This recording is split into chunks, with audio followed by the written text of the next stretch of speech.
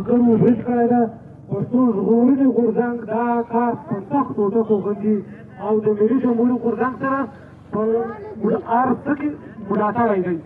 ملګرو خبره دلته په موسین داول د برید نه ده، دلته دا ریاست جواری شوی ده. د دې ریاست سره یوه ټیکام نشته چې دی دا د الیکشن لپاره ته کوم فکر وکړو او د دنیا ته کوم شیان تسلیم کړو. دا جواری شوی ده، دا د پښتون په وینه باندې دا ملک چلېږو. د دې سره دا مهال یوه روپۍ هم نشته. د ده چې کوم زور و او د ده چې کوم تمرکز و هغه په واره قانوني باندې و. د ده تمرکز ده به جنګونه کول، ده کرایي جنګونه کول، ده دلته خلک ګرځولو د امریکا لپاره، د عرب لپاره، د دغو لپاره.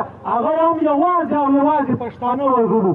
د دې په عوض کې به ده پیسې اخیستلې، بیا به هغه تلې پنجاب کې به بیا کارونه ورباندې کېدل، پنجابیانو به ورباندې ژوند کاوه.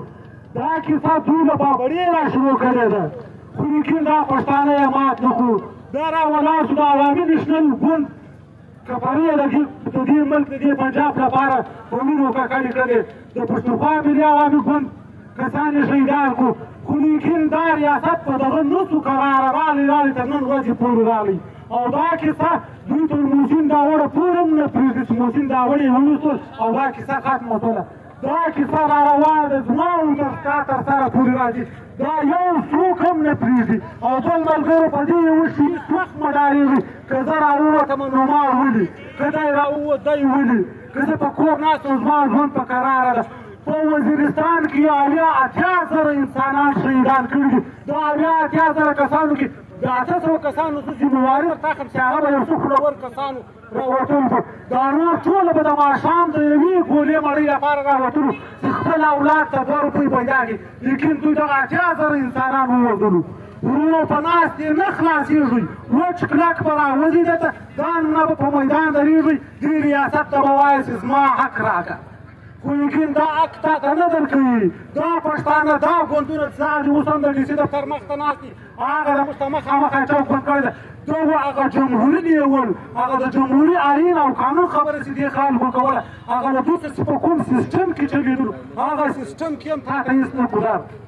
را ولاړ شو، تا انتخابات ورسره وکړو، منډې ترنډې دې وکړې، د ځان په جنډیو ولاړو، په تصویرونو دې ولاړو، هر څه دې ورسره وکړو. دا یې تا ته نه درکېده. وچ کلک قسم درته کړ چې پښتونه ستا په سر زه کاروبار کوم، پښتونه ستا وسایل زه چور کوم، ولې پنجاب پرې جوړوم. پښتونه ته به وږی تږی یې. دلته پخوا به یوه خبره کېدله چې موږ ته که پنجاب غنم نه راکولو ډل وشي به مړه شو، که د پنجاب سره زموږ ژوند نه و موږ به او دا څه بدلون ډېرو. وګوره ته که په خپل وسایل خبر چې په والله په بلا به دې دا پنجاب په پښو کې په سجده کلونه پروت دي. وسایل ستا دي، نجلۍ ستا ده، دې ستا ده، کوم څه چې دي هغه ټول ستا دي. لیکن ته یې په مطالعه پاکستان د دې هر څه محرومه کړی یې. درواغ یې درته ویلي دي، په درواغو یې غولولی یې. دلته را ولاړ شي، که دوه دغه پښتانه نن دلته ولاړ دي، سبا چې را ولاړ شي دلته ډېر خلک ډېر بل قسمه بل قسمه پسې غږېږي چې دا خو نو غلط دي، دا لیونیان.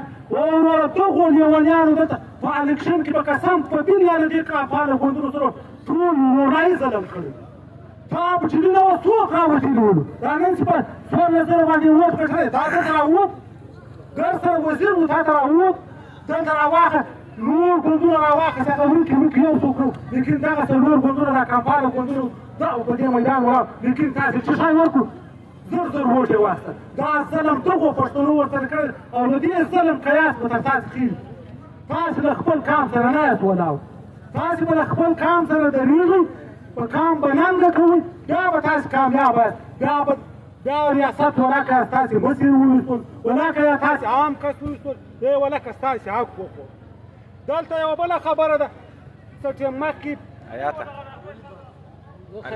دلته څه ټیم مخکې اوس یې ووټ وګاټو، دا را ولاړ شو ودرېدو، په قامي مشرانو موږ په ملتپالو مشرانو پسې وغږېدو چې دې خلکو څه کړي. وسړیه ته ما ته د 2000 نوکرۍ خبره کوې، په دا 2000 خو زه ولکه خبر یم ستا به چا ته ورکړي که به دې نه ورکړي. او تا سوچ ولې دا ور جوړ کړی چې ما نوکر جوړوې؟ زه وسایل لرم، زما د وسایل دا وکړو چې زه په بل څوک نوکر جوړ کړم. را روان یې ما تا ته 2000 نوکري راوړ، ما ته نوکر کړی. په کوم حیثیت ته ما نوکر کوې؟ ما تعلیم کړی دی، زه وسایل لرم، زه هر څه لرم، د ما د وسایل جنګ وکړه. زما د تعلیم په سر جنګ وکړه، زما د جغرافیې جنګ وکړه، زه چې ستا پارلیمنټ ته لږم، زه تا د هغه دپاره لږم، ته ولاړ شه ما نوکر کړه. د نوکرۍ لپاره خو هغوی د مطالعه پاکستان را لېږل، خالي په کچک یې درته ووایي په دوم ته یې نوکر، ته هم را ولاړ ته ما تا ته د نوکرۍ کار وکاوه. وروره په خپله به نوکر یې، موږ نوکري نه غواړو. او بله خبره دی که موږ ته قامي مشرانو څه کړي، قامي مشرانو باچا خان بابا خان شهید تر منظور پښتون تر محسن داوړ دغو د جمهوریت جنګ ستا لپاره کړ. نن چې ته دغه ووټ کوې دغو تا ته جمهوري جنګ کړی دی.